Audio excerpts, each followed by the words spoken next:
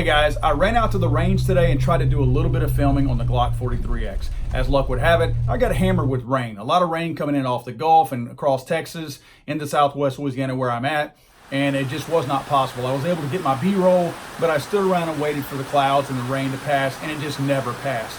So I headed back over here to my studio. But I don't like necessarily filming from my studio because it just has too much of a manufactured feel to it. You know, it just doesn't feel natural. So what I'm going to do is, behind me, I'm making sure that we still feel like we have a little bit of a natural feel to the show. So I'm going to have a little bit of fun with the background behind me today. But let's get right into the review.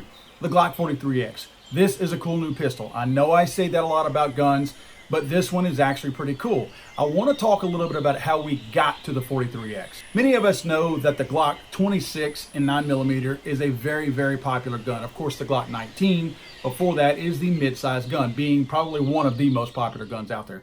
Now, it's a little bit wide, carries 10 rounds, but the cool thing was it was always concealable. So this was a big time hit in the concealed carry community for a very long time. Then Glock blew everybody's minds with the Glock 43. The reason why everybody was so happy about this was because, I don't know, it was a single stack. They went from a double stack to a single stack, and suddenly everybody was all giddy about it. They went from 10 rounds to 6 rounds and didn't gain all that much except for thickness. You'll notice the 26 is a little bit thicker than the 43. Okay, I get it. It's something new. Let's get excited about it. So the 43 was a big deal, and it stayed a big deal. It's still a big deal. It's still a very big seller. So Glock was on top of the world. Glock had the 43. Everybody loved it. Most everybody still had their 26s, so they loved that too. Then came along, and this is where the Glock guys are going to get really mad at me. Then came along the Sig P365. This thing changed a lot.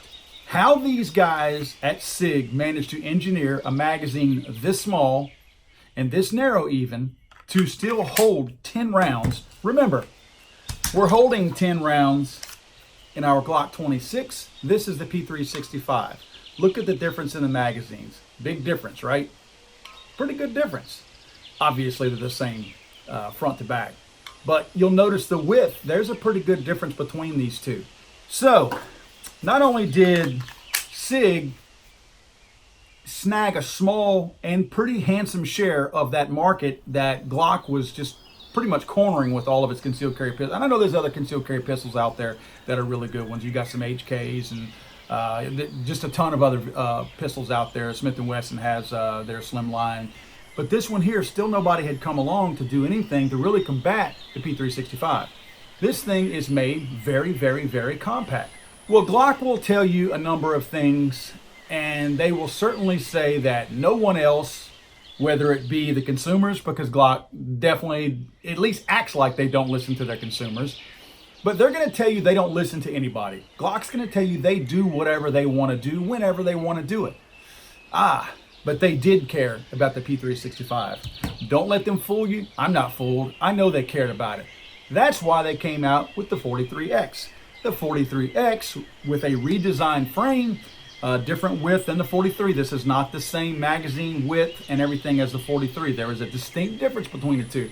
A lot of people are fooled because they see the slide being identical to the 43 of the 43X being, it is the exact same slide other than the front is beveled. For some reason, Glock, who doesn't like to listen or at least admit that they listen to their consumers, they, after all the complaining of the 43 not having a beveled slide and frame, the 43X, don't tell anybody we're listening, but the 43X came out with that. So obviously they're listening. They just don't want you guys to think that. But this thing here, they've redesigned it a lot. The magazine did a really good job on the magazine. The magazine is a different size than the 43, obviously length and width. It's still not in comparison with the Sig P365. There is a slight difference where the 43X is a little bit thinner, which makes it be a little bit longer because, again, we're talking about 10 rounds in the 43X and 10 rounds in the P365.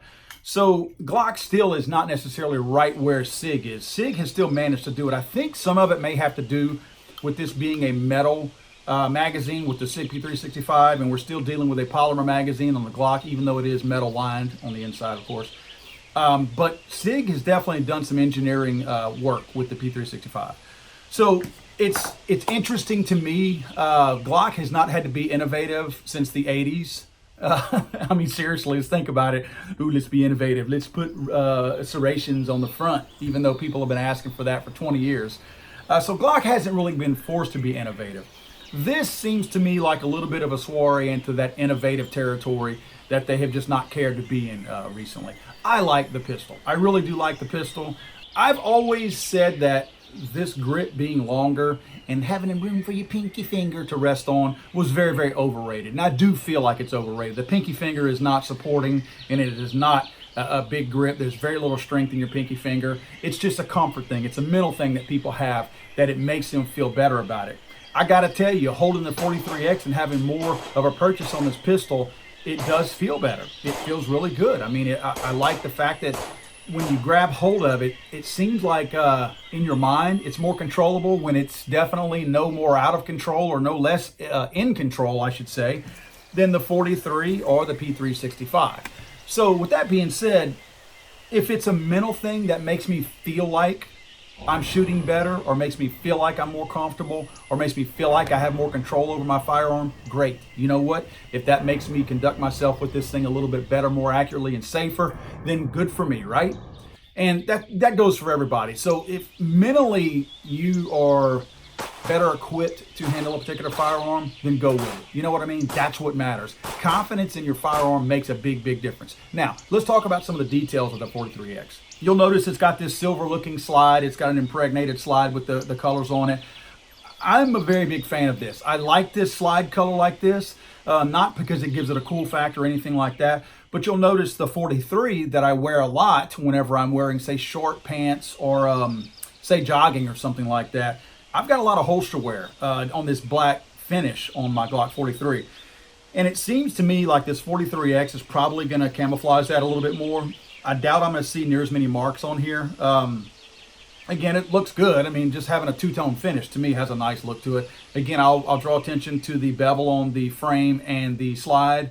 That is nice for reholstering. You know, a lot of people that are not concealed carrying on a very regular basis, if they're going to unholster their gun and reholster it, sometimes they're going to want to have that little bit smoother entry into their holster, especially if it happens to be leather or something, and they need to get that small positive entry back into the holster without causing any kind of problems. These bevels are going to help a little bit. I like that. Plus, it looks good. Same sights as always on the Glock. I know everybody has their own feelings about that. I have my feelings about Glock sights. I think they think probably like I do, that in many cases, this is a point and shoot gun. It's not necessarily an aim and shoot gun. This is a close quarters gun. I know all their sights for the most part, and some of them they put aftermarkets on here whenever they sell them. For the most part, they put these cheap plastic sights on here. You know, if I'm actually going to have to pull my gun and defend myself or my family members with this thing, I'm probably not really acquiring sights. It's not like I'm shooting somebody from 25 yards away, because if I do, they're really not a legitimate threat anyway, right? So in most cases, I don't have as big a problem as most people do with the sights, although they are cheap and they're garbage. It's just, I don't care. I do like the texturing on the frame. It's nice. Same as some of the other Gen 5s, or the other Gen 5s. You'll notice the base plate is beveled up a little bit. The mag well has a little bit of a turn to it in the front, and it's somewhat tapered on the inside. That's going to make for a little bit easier mag insertions for sure. When I look at this 43X and I compare it to my 43, I got to tell you that with the very, very slight width increase on the 43X, almost not even noticeable, and you compare that to the fact that you have 4 more rounds than the 43, and if you look at the frames and the grip area, because of this little, I don't know, pinky extension thing that you have on the 43, the part of your gun that is usually the hardest to conceal is this part whenever you're concealed carrying, how far out it comes here. This thing could have a 7-inch barrel, and most people are still going to be able to conceal it properly.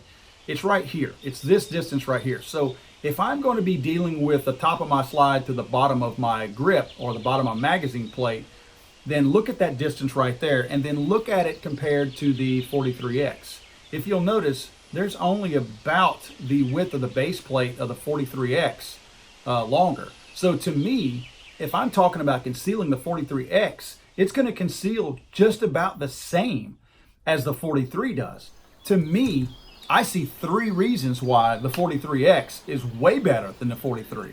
Okay, 1, I'm not going to have the holster wear on my slide. 2, I have 4 more rounds in it. And 3, it will conceal just as easily as my 43 is.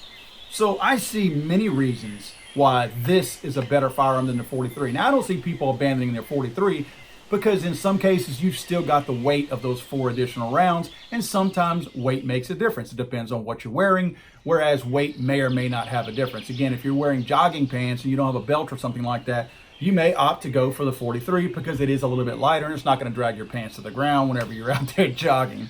However, 43X, it's a very, very good gun. I like the way it feels. It shoots really easily, very easy to control. I see this being a big time plus for men and women. Again, guys, 10 rounds in this little package. Who's going to come out with the next big thing? I want to prepare you guys for my next video. And again, this might make the Glock guys mad. This is the P320X carry. This holds 15 rounds. Remember, our Glock 43X holds 10 rounds. Look at my size differences. We're talking about a little bit, I mean, you're talking about fractions of inches. Where the Glock is better in terms of size is noticeably the thickness. But other than that, we're dealing with 15 rounds and 10 rounds here. This will be my next review.